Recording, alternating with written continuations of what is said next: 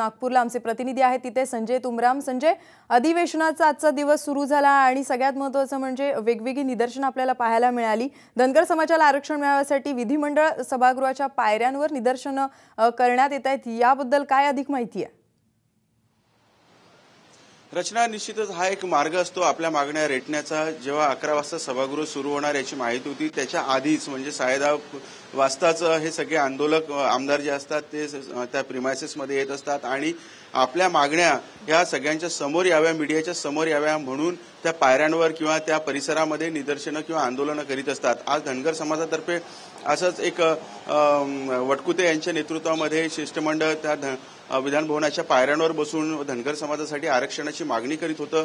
तेवढ्यातच आशिष देशमुख जे भाजपचे आमदार आहेत त्यांनी IIM म्हणजे इंडियन इन्स्टिट्यूट ऑफ मॅनेजमेंटसाठी मागणी करत हातात फलक घेत या परिसरामध्ये आगमन केलं आणि जोरदार अशी मागणी केलेली आहे। विशेष म्हणजे आशिष देशमुख हे भाजपचेच आहेत आणि मुख्यमंत्री हे नागपुरातले असल्यामुळे IIM इथं येऊ शकते अशी त्यांना अपेक्षा आहे आणि त्या अपेक्षेपोटीच त्यांनी आंदोलन केलेलं आहे आणि या आंदोलनाची आता दखल किती घेतली जाते हे तर दिसणारच आहे। रचना, निश्चितपणे जसं नागपुरात IIM यावं यासाठी आशिष देशमुख एकीकडे आपल्याला आक्रमक झाले दिसतात, तर दुसरीकडे रामराव वडकुटे हे धनगर समाजाचे आरक्षण मिळावे यासाठी ते पायऱ्यांवर बसून निदर्शन करतात। आणखीन एक महत्त्वाचा मुद्दा आहे म्हणजे की सुनील तटकरे आणि जितेंद्र आव्हाड यांनी सुद्धा एक वेगळी भूमिका घेतली, अर्थातच हर्षवर्धन जाधवांच्या विरोधात। याबद्दल काय अधिक माहिती आहे? रचना, काल हर्षवर्धन जाधवांनी ज्या पोलिसांना मारहाण केली होती त्या प्रकरणी सोनेगाव पोलीस स्टेशनमध्ये गुन्हा नोंदवलेला आहे आणि हा अतिशय गंभीर प्रकार असल्याची भावना जितेंद्र आव्हाड आणि सुनील तटकरे या राष्ट्रवादीच्या नेत्यांनी व्यक्त केलेली आहे।